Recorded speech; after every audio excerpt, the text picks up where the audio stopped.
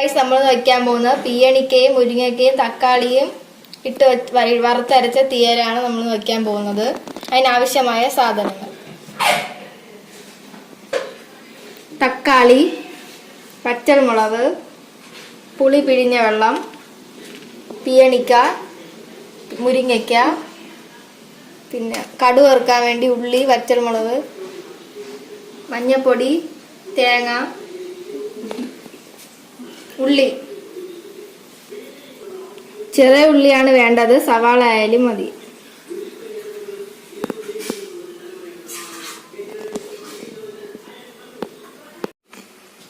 ആദ്യം നമ്മൾ പീയണിക്കയും മുരിങ്ങക്കയും കൂടെ വേവിക്കണം.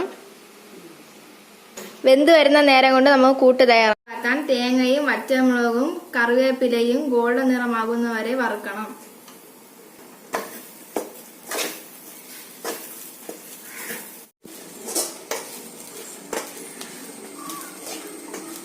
പീയണിക്ക മുരിങ്ങയ്ക്ക വെന്ത് നമുക്കിനി ഓഫ് ചെയ്തിടാം. നമുക്കിനി മല്ലിപ്പൊടി ഇടാം. മല്ലിപ്പൊടിയുടെ പച്ചമണം മാറുന്നതുവരെ വറുക്കണം. നമുക്കിനി ഓഫ് ചെയ്യാം.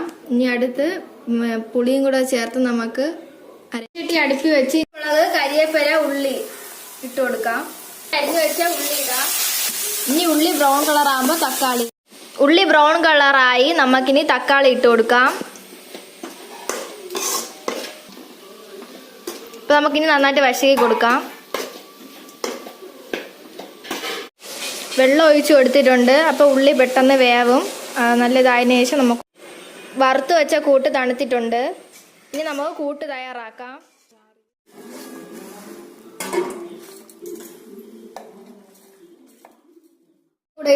പുളിയും കൂടെ ഇട്ട് അരയ്ക്കാം.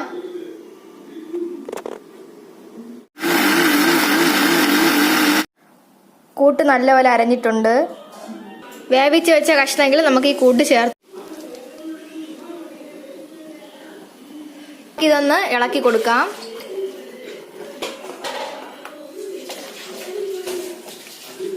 തിളച്ചതിന് ശേഷം ഓഫ് ചെയ്ത് കൊടുക്കാം.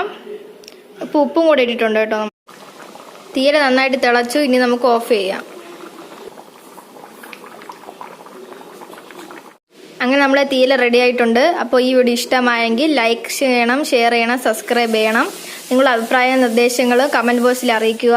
ഇനി പുതിയ വീഡിയോ ആയിട്ട് വരുന്നവരേക്ക്